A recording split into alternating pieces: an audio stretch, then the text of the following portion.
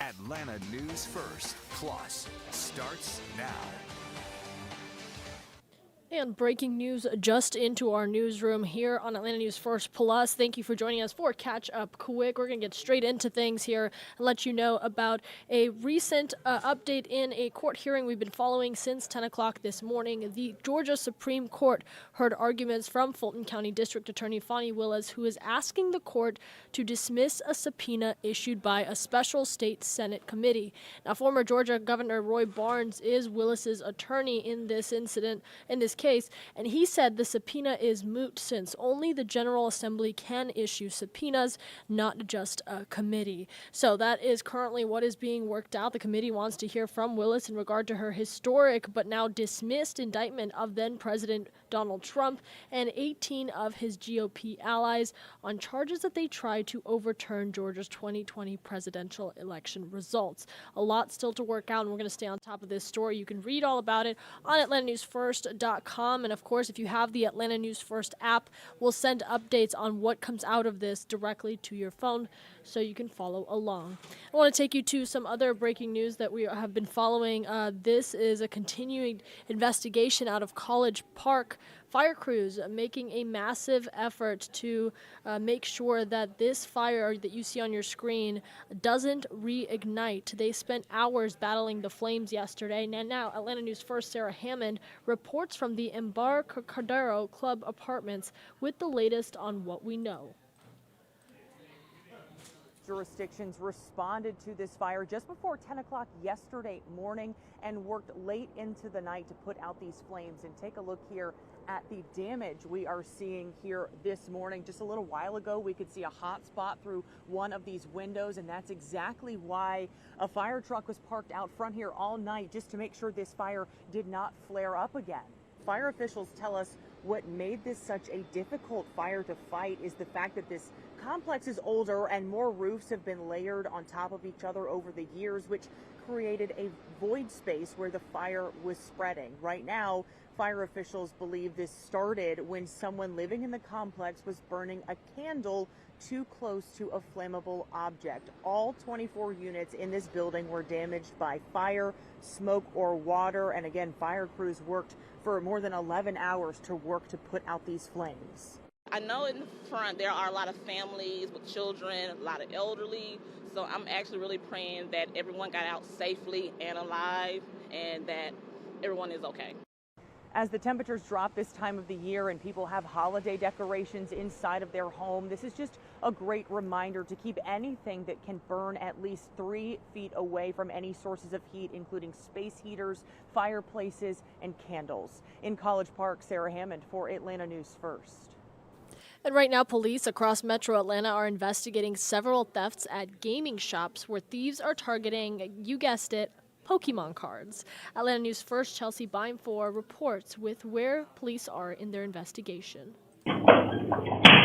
This is surveillance video from inside One Up Games on Highway 53 in Calhoun. It shows a man wearing a motorcycle helmet smash a glass case and stuff dozens of Pokemon cards into a duffel bag, some valued as high as $675. It's very hot, you know, everybody's getting into it. Store owner Omar Ruiz says right now Pokemon cards are incredibly popular and in some cases incredibly expensive.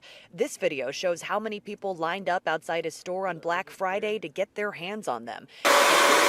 And it turns out his store is not the only one in Metro Atlanta that has been recently hit by thieves. There's been other stores that have been hit for a lot more. The owner of Top Card in Duluth says on Sunday a thief stole more than $50,000 worth of Pokemon cards from his store for the second time in 2 months. The surveillance video shows a very similar scene to what happened in Calhoun. Someone breaks through the front door, dumps cards into a duffel bag, and leaves. This suspect also appears to be wearing a motorcycle helmet, and you can hear an engine crank as he flees. In Swanee, the owner of Catchback Cards shared these photos of a huge mess after someone busted their window and also stole $20,000 to $30,000 worth of cards at the beginning of the month. All 3 stores just want the madness to end and want to remind folks that this is not a game. It's bad enough when any business is getting robbed. This time of year, it's a kick in the gut. after having just a great Black Friday, to turn around and have this happen is sickening. And Druid Hills is a step closer to getting a new $200 million renovation project. This is specifically Druid Hills High School.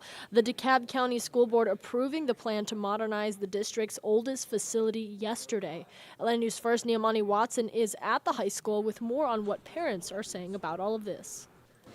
I'm Neamani Watson at Druid Hills High School. Yesterday, the DeKalb County School Board approved a nearly $200 million plan to modernize the school.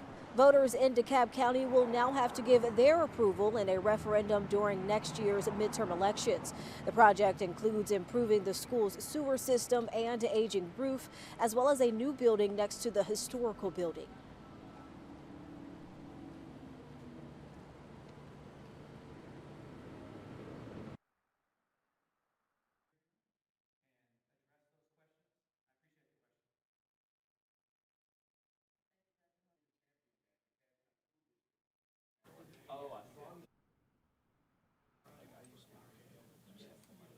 And just want to let you know about something that we are following and monitoring for this afternoon. A court hearing is scheduled for a teen accused of killing 4 people in the deadliest school shooting in Georgia history.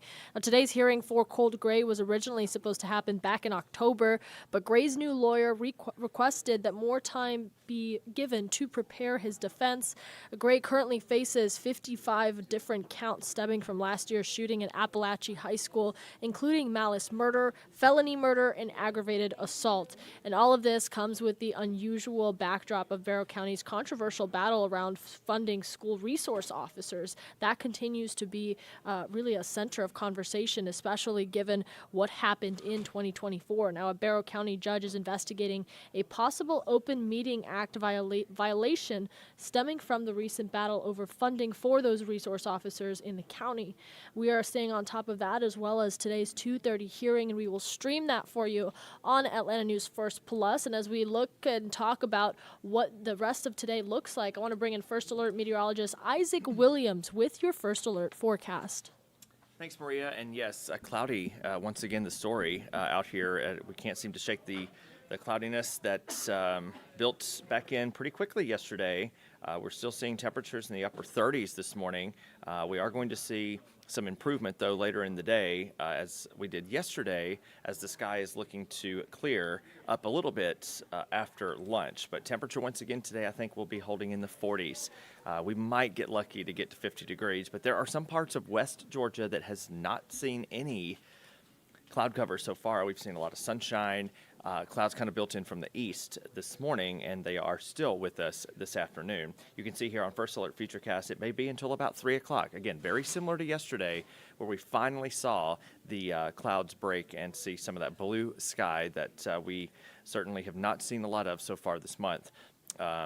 We have seen lots and lots of overcast conditions. Into Wednesday morning, tomorrow we're going to start off pretty similar to what we had today, which was near freezing temperatures.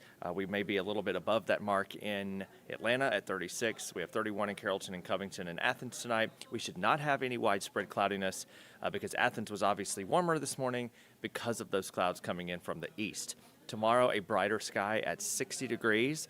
We have not seen 60 since the day before Thanksgiving, according to Rodney's research. It's just been a very cool stretch, and after a nearly record warm November, we have not seen much above average temperatures recently.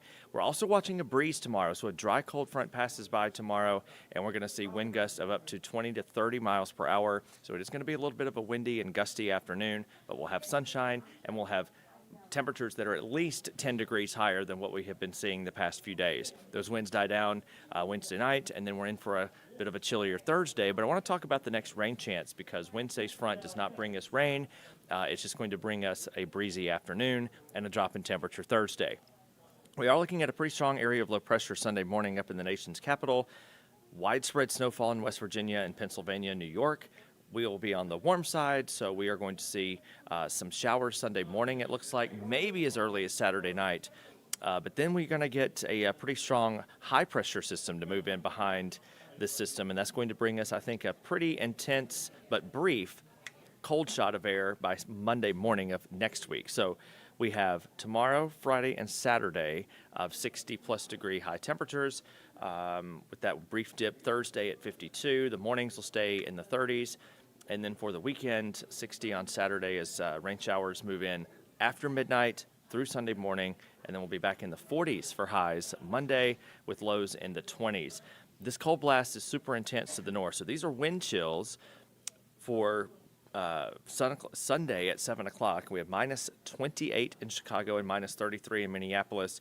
Feeling as cold as 21 down in Nashville. And you can see the leading edges of that air are still well away from us on Sunday morning. So I do think that, again, we will be enjoying one last decent weather day Sunday before a little piece of this air gets here Monday and brings us that shot of cold air. So that's what we're watching.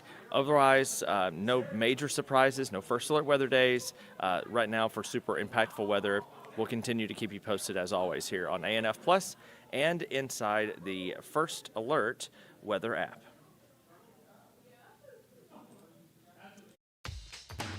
Thank you for watching ANF Plus. For more breaking news, live coverage, and your community stories, download the Atlanta News First app. You can also watch us on YouTube, Roku, Apple TV, and Fire TV. To join the conversation on YouTube Live, visit our channel and hit subscribe. You can also listen to the Atlanta News First podcast by searching Atlanta News First on your preferred listening platform.